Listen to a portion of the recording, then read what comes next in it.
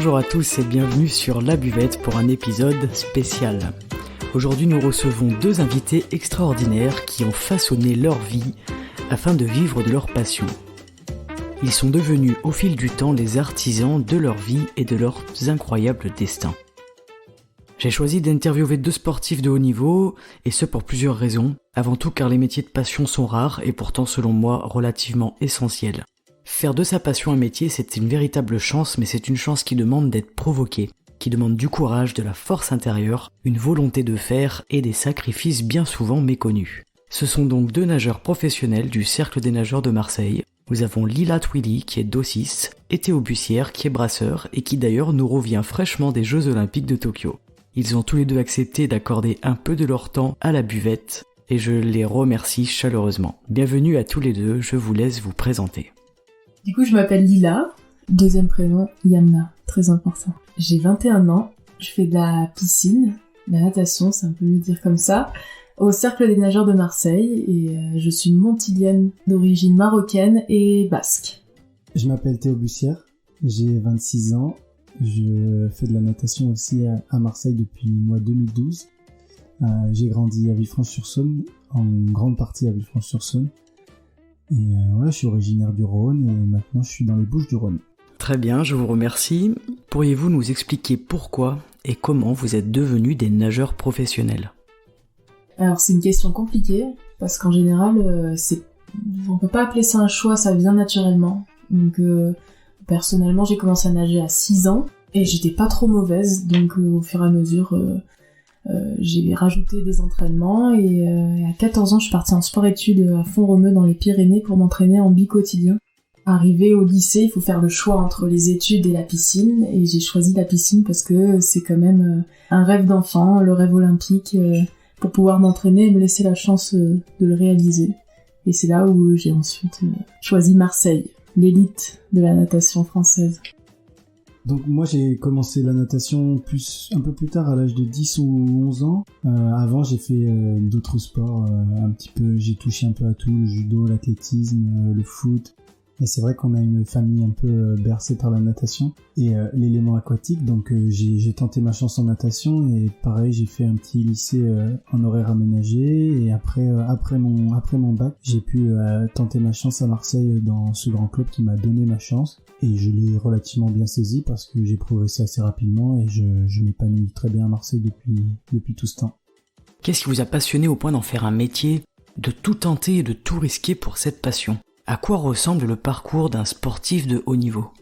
Ma plus grande fierté, on va dire, c'est participation aux Jeux Olympiques de la jeunesse en 2018 à Buenos Aires. Donc on est parti 3 semaines en Argentine, c'était la folie dans un mini village olympique, donc ils reproduisent vraiment les conditions olympiques, mais à plus petite échelle, et la limite d'âge c'est 18 ans. Donc faut imaginer un village où t'as 3000 jeunes de 18 ans qui sont sportifs et qui sont tous chauds pour la compétition, pour faire la fête, méga ambiance. Et j'ai eu la chance de nager le 50 d'eau, le 100 d'eau. J'ai ramené une médaille sur le 50 mètres d'eau, une médaille de bronze. Bravo à toi pour cette médaille. Quel âge avais-tu alors lors de ces Jeux Olympiques ? 18 ans, fin d'année, ma première année à Marseille en fait. Et après, c'est des plus petits palmarès, c'est sur des championnats de France, des podiums au championnat de France. Donc j'avais comme tout nageur du cercle des nageurs l'objectif de me qualifier aux Jeux. Et malheureusement, on a eu le Covid qui est arrivé en 2020, juste 3 semaines avant les qualifs olympiques. Donc ça a un peu tout cassé, mais on a quand même eu l'opportunité de se requalifier un an après. Moi, j'ai pris la décision de faire une pause pendant 1 an, pour diverses raisons. Il y avait du perso, il y avait aussi une blessure qui traînait depuis un petit moment, donc ça a été l'occasion pour moi de me recentrer un peu sur moi-même, faire des études aussi à côté, parce que ça on n'en parle pas beaucoup, les études avec le sport de haut niveau, surtout en France. Ouais, donc moi en 2012 je suis arrivé, donc c'était après mon bac à Marseille. J'ai fait le choix de tenter ma chance en natation. Voilà, je me disais que j'aurais toute ma vie pour faire des études, toute ma vie pour travailler, alors que des années à haut niveau en natation, à vivre des émotions exceptionnelles, aussi à côtoyer des gens exceptionnels, c'était maintenant ou jamais entre guillemets. Donc j'ai tenté ma chance, j'ai laissé de côté un peu les études. ça a porté ses fruits puisque en 2016, je me suis qualifié pour les Jeux Olympiques de Rio.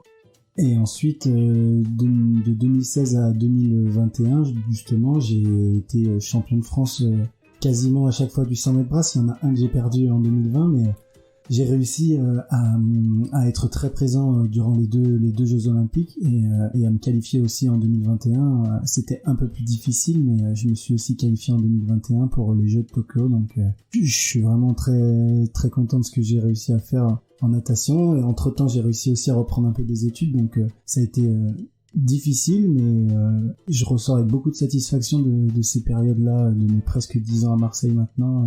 J'ai quand même pas mal de positif à en tirer. Ça a l'air effectivement d'apporter beaucoup de positif, en tout cas ça se voit dans tes yeux. Je sais qu'à la radio vous ne pouvez pas voir les jolis yeux pétillants de mes invités, mais ils ont l'air très heureux. Est-ce que toi aussi Théo, comme Lila, tu as le rêve olympique ancré en toi ? Les premiers Jeux Olympiques que j'ai regardés à la télé, c'est en 2012.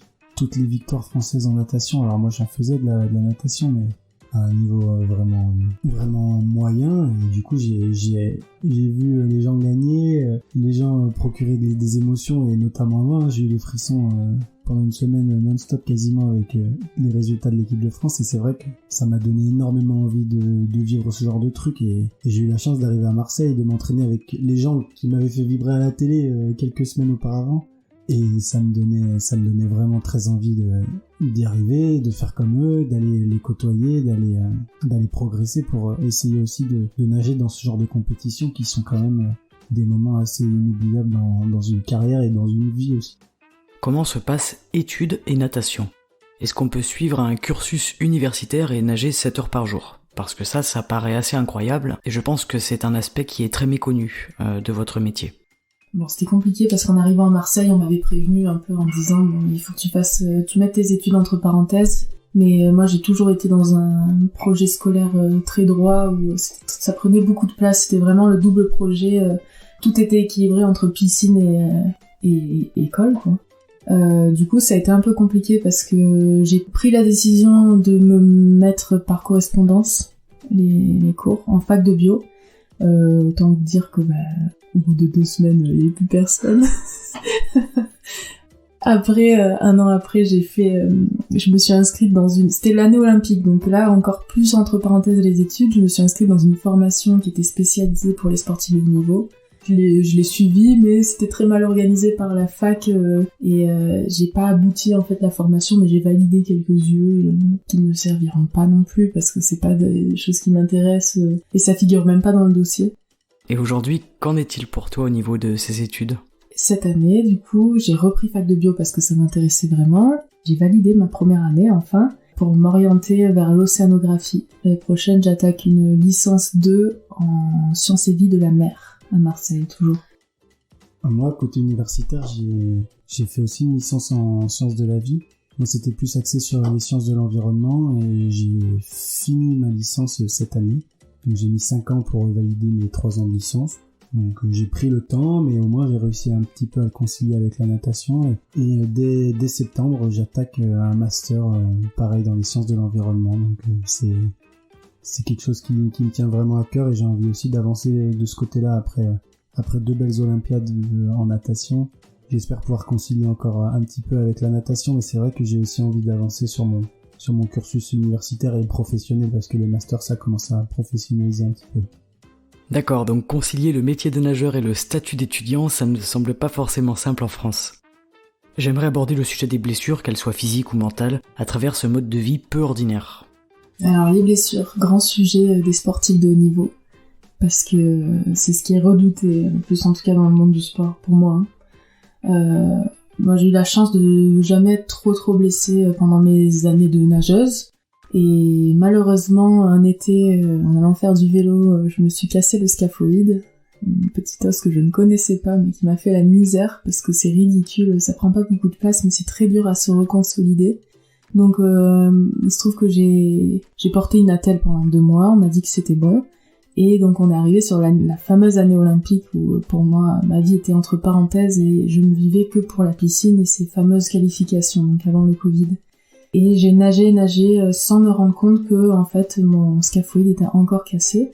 Donc on a la chance d'avoir un cerveau qui arrive à camoufler les blessures quand on a des objectifs. Mais quand le Covid est arrivé et qu'on a dû s'arrêter de nager, la douleur s'est réveillée et on m'a mis des broches qui sont sorties parce qu'elles étaient trop proches de la surface de la chair. Désolée pour les détails.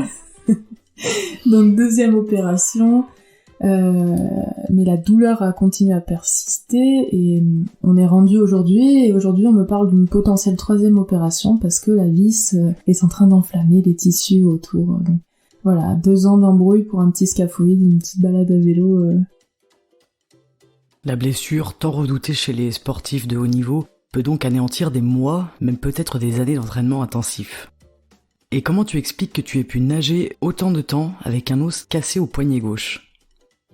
J'ai quand même pu nager dessus, mais en gros c'est est-ce que ma douleur elle est suffisamment nécessaire pour que je m'arrête, ou alors je m'en occupe. Qu'est-ce qui va me faire qu'est-ce que je choisis en fait ? Comment tu détermines si si c'est juste une blessure dans la tête ou si c'est vraiment ton corps qui te dit stop? Est-ce que je peux encaisser aux prochaines grosses compétitions? C'est des questions qu'on se pose assez souvent, quoi.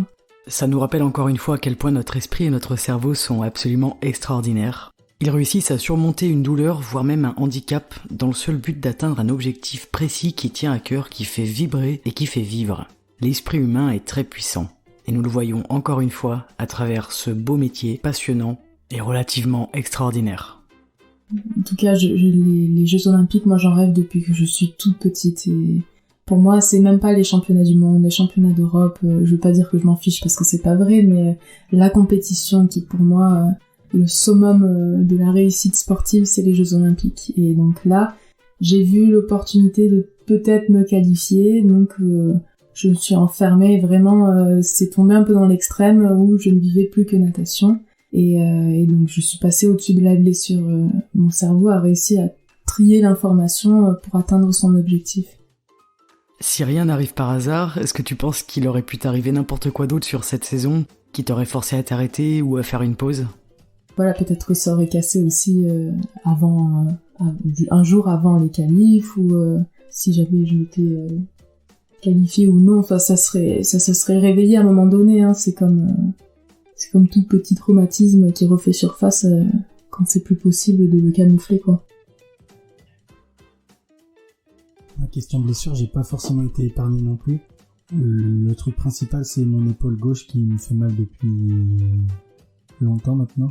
Premiers signaux en 2017, après une période un peu chargée d'entraînement. En effet, être blessé à l'épaule pour nager, que ce soit la brasse ou une autre nage d'ailleurs, ça ne doit pas être l'idéal.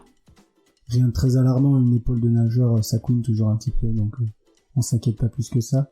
Et après 2018, je commence à avoir des douleurs qui m'empêchent vraiment de nager, notamment la brasse. C'est vraiment sur le geste de la brasse où j'ai des douleurs qui sont insupportables, enfin insurmontables dans le sens où je peux pas appliquer de force dans l'eau, donc je me déplace moins vite et en plus ça me fait mal, donc l'intérêt il est très très limité. Et est-ce qu'une blessure comme ça c'est totalement rédhibitoire ou est-ce que tu arrives à nager malgré elle ?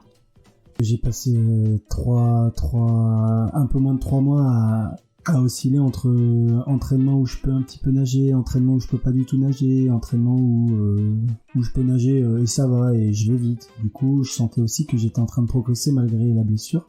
Et donc j'avais un objectif de me qualifier au championnat d'Europe qui était en 2018. Ça passait par les championnats de France et j'avais donc cet objectif des championnats de France qui était aussi ancré dans ma tête.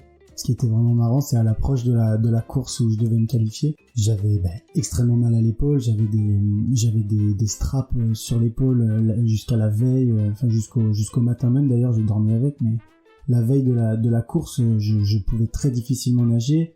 Et le truc assez bluffant, c'est je me suis réveillé le matin de ma course et j'avais plus mal à l'épaule. En effet, ça laisse perplexe. Ton esprit a carrément pris le dessus sur ton corps, c'est bluffant. Donc ce matin-là, aucune douleur. Pas mal à l'épaule et je nageais super vite et il y avait tous les signaux d'un coup étaient ouverts. C'est assez incroyable. Ton corps qui arrive à taire la douleur, qui est pourtant insupportable et handicapante, en vue de la course et en vue de l'objectif. Et du coup, ça a donné quoi cette course alors ? La finale, j'ai vraiment très très bien nagé, j'ai fait mon meilleur temps de presque 8 dixièmes. record de France en combinaison, vraiment la course la plus aboutie jusqu'à aujourd'hui, hein. Et c'est vrai que dès que cette course est passée, à nouveau mal à l'épaule, et il s'en est suivi que j'ai pas pu défendre mes chances au championnat d'Europe. J'ai dû faire 5 mois de pause avec à l'arrivée de ces 5 mois de pause toujours aussi mal à l'épaule, si ce n'est plus. Donc j'ai fini sur le billard à me faire opérer pour essayer de régler ce problème. Donc depuis, voilà, je bataille un petit peu, ça va mieux, il y a des périodes où ça va moins bien, et elle m'embête encore, elle m'a encore embêté cette année, elle m'embête encore un petit peu au quotidien, mais globalement, sans cette opération, je pense que je serais pas là non plus, j'aurais pas pu faire mes deuxièmes Jeux Olympiques. Et quel est l'impact d'une blessure de cette ampleur ? Qu'est-ce que ça t'indique sur ton corps, sur ton état de santé et sur ton mental ? Ça a quand même jalonné un petit peu ma carrière, notamment depuis 2018, les blessures. J'apprends à vivre avec, j'apprends à savoir que je suis plutôt fragile peut-être, et à essayer de faire le mieux possible tout ce que je peux contrôler pour que mon corps y tienne le plus longtemps possible. C'est des grosses périodes de doute, je pense important de préciser, parce que notre corps, finalement, c'est notre matériel de compétition, c'est notre outil de travail, donc s'il est cassé, ça remet tout en question, des périodes assez compliquées quand même. Votre corps est votre outil de travail, j'aime bien cette expression. Comment faites-vous alors pour en prendre soin ? Qu'est-ce que vous devez faire ? Comment se sentir bien avec parfois un corps épuisé par les entraînements intensifs, les compétitions et tout ce que vous enchaînez au quotidien ? Quel est le secret pour réussir à maintenir un tel niveau toute l'année et sur plusieurs années d'ailleurs ? Sachant que parfois, moi, après une séance de boxe, je suis KO pendant 2 jours. Déjà en se faisant plaisir de temps en temps, je pense que c'est important de pas tomber dans l'extrême. On a souvent l'image du sportif de haut niveau qui est droit dans ses bottes, qui a jamais un excès, de savoir aussi de temps en temps dire bon bah stop, je fais une pause dans mon régime alimentaire, je fais une pause dans mon assiduité, je sais pas, sportive. Et sinon après c'est prendre soin de soi au niveau plus physique, donc on va aller chez les kinés, on va s'auto-masser, on va s'auto-étirer, et savoir dire stop quand il faut dire stop. À mon avis, ça c'est la clé. Savoir dire stop quand il faut dire stop, c'est très intéressant. Est-ce que vous faites une différence entre ce que le corps vous dit et ce que l'esprit vous indique ? Ce sont 2 choses totalement différentes. Peut-être que parfois, on peut avoir tendance à se tromper ou à entendre plus l'un que l'autre. Et ça pour toute personne, pas uniquement pour les sportifs de haut niveau. C'est toujours, est-ce que là, c'est mon esprit qui est en train de craquer, abandonner, donc est-ce que je l'écoute, ou alors il faut que vraiment je ralentisse, c'est jouer avec la limite en permanence, mais sans trop la dépasser, ou sans rester trop en arrière. Ouais, on essaie de gérer ce que nous on peut gérer à notre niveau, c'est-à-dire l'alimentation, essayer d'être sérieux aussi dans le sommeil, on dit que c'est une des clés. Après, on se fait conseiller, on se fait aider par un staff médical aussi qui parfois nous donne des solutions. Parfois, on est obligé d'aller chercher des solutions un petit peu plus alternatives. Oui, j'ai entendu dire que vous aviez parfois recours à des soins différents, de la médecine chinoise notamment. Ouais, d'autres types de soins comme l'acupuncture.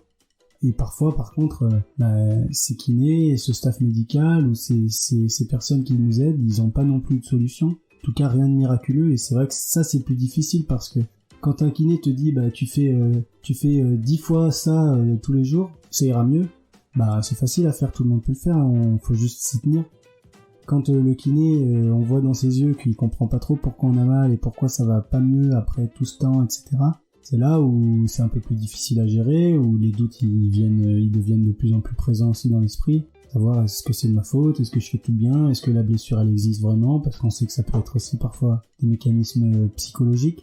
Donc ça c'est nous les premiers impactés, donc on essaye tout le temps de chercher la meilleure solution, chercher la vérité si elle existe, et c'est vrai que parfois c'est difficile aussi pour nos entraîneurs ou les gens autour de nous voir blessés et de pas avancer, mais on est les premiers à essayer de chercher toutes les solutions, et parfois peut-être que c'est aussi parce qu'on cherche trop de solutions qu'on s'en sort pas. Enfin, c'est les mécanismes très complexes de l'esprit humain aussi, et du corps nous en particulier, mais on essaye de faire de notre mieux pour aller bien dans notre carrière et après si possible, parce que si on peut marcher à 50 ans, c'est bien. Marcher à 50 ans et réussir à ouvrir un bocal de cornichons à 60 ans, c'est vrai que c'est plutôt pas mal. Nageur professionnel, c'est donc un métier, vous y passez votre vie depuis des années, vous y passez toutes vos journées. C'est un engagement qui est, somme toute, relativement important, mais est-ce que vous en vivez réellement ? Ça dépend un peu de ton niveau, ton statut. Moi, j'ai une bonne aide du Cercle des nageurs de Marseille, qui font un pari en fait sur moi, tout simplement, en estimant on se dit que pour 2024 elle a performé, donc on l'aide jusqu'à 2024, une aide financière. Alors je suis pas indépendante financièrement, mais j'ai quand même de quoi payer mon loyer. On peut vivre correctement.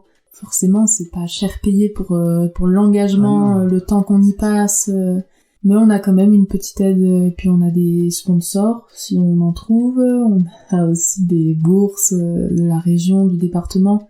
Tout dépend, c'est vraiment cas particulier, en fonction de ton parcours, de ce que aussi tu dégages. Il y en a certains qui arrivent à choper des sponsors parce que ils passent bien à la télé, ils passent bien à la radio.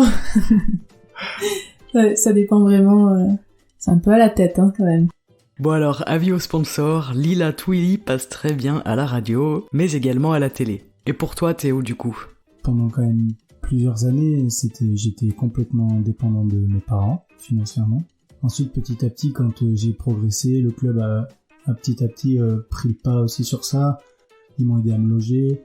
Ensuite, j'ai commencé à avoir un petit salaire et c'est vrai qu'aujourd'hui, j'ai aussi, donc je suis assez bien aidé par le cercle. J'ai aussi des sponsors à côté qui m'aident à ce niveau-là. Comme disait Lila, il y a les bourses. Où, mine de rien, on a aussi des bourses de la Fédération française de natation. Voilà, quand je suis en équipe de France, ils participent aussi à nous rémunérer par rapport à notre effort qui est largement semblable à un métier. On s'entraîne, on passe presque 7h30 par jour à la piscine. Donc c'est vrai que c'est un sacré métier et c'est pas forcément vu comme ça parce que le grand public il nous voit 2 fois par an à la télé et encore faut avoir des chaînes payantes la plupart du temps, mais nous on y passe toutes nos journées, on y passe toutes nos semaines, tous nos mois, on y passe notre vie, donc on a de quoi vivre sur le moment. On n'aura pas quand on arrêtera la natation, on devra vite trouver un travail pour subvenir à nos besoins parce qu'on n'a pas énormément de marge.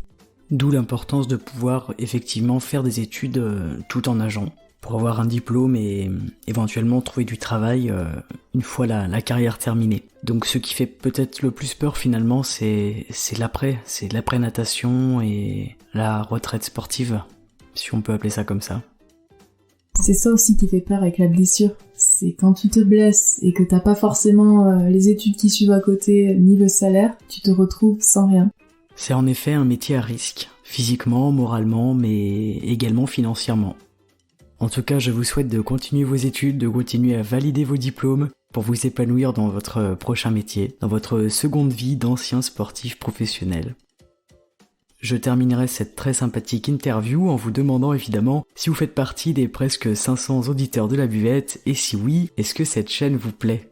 Ouais, non, franchement c'est top parce que ce que je fais le matin que je trouve génial, c'est effectivement se réveiller, ouvrir les volets et prendre un bon bol d'air frais. Moi j'ai tendance à rester au lit pendant 4 heures à rien faire sur le téléphone, dans le noir et sur le téléphone, c'est ça, ouais. Et d'ailleurs Instagram sur la seconde page dans les petits dossiers, ça marche pas plus mal non plus.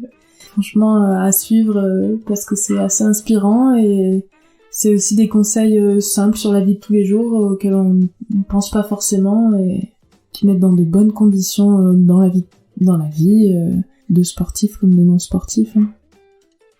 Oui, j'écoute la buvette. Pas forcément le samedi à 7h dès que ça sort, mais j'essaye de prendre un petit moment pour l'écouter et me mettre tranquille dans ma chambre ou sur le canapé pour écouter la buvette avec les petits conseils relativement simples ou parfois les petits moments de réflexion aussi que ça peut apporter sur des choses de la vie auxquelles on pense pas forcément, sur des capacités du corps ou des choses qu'on a en nous qu'on n'écoute pas forcément tout le temps. Donc c'est super inspirant et c'est super sympa d'avoir un petit moment à nous entre 10 et 20 minutes on se pose, on écoute et on essaie de ressentir un petit peu ce que la voix nous donne comme info. Merci pour vos témoignages touchants à tous les deux. Un petit mot de la fin pour cet épisode ? Apprenez à vivre de vos passions, comme toi tu fais Margot, avec tes lancers. Et c'est un exemple, on peut faire le parallèle entre le sport et ton projet perso, c'est savoir faire des choix à des moments donnés de sa vie qui sont pas forcément évidents et se lancer pour vivre pleinement. Et merci la buvette. Apprenez à vivre de votre passion. Voilà un petit mot de la fin qui me plaît beaucoup. Merci à vous deux pour ce moment de partage, cet échange, ces confessions sur ce beau métier que vous exercez. Je suis ravi d'avoir eu la chance de vous avoir en tant que premier invité sur la buvette et je vous remercie d'avoir pris du temps, de m'avoir accordé du temps et d'en avoir accordé à nos auditeurs. Vous êtes très inspirants. Merci à toi et à samedi. J'espère que cet épisode vous a plu. À vous qui nous écoutez, n'hésitez pas à laisser un petit commentaire, un petit pouce ou même des étoiles. Je vous rappelle que la chaîne existe grâce à vous et je vous en remercie. Si ce format d'interview vous plaît, indiquez-le moi et j'en ferai d'autres. J'aime beaucoup l'idée d'avoir des invités pour la notion de partage que cela implique. Très prochainement, sans doute, nous aurons une prochaine interview. Affaire à suivre. En attendant, rendez-vous samedi sur la buvette. Merci à Théo et Lila et à très bientôt sur la buvette.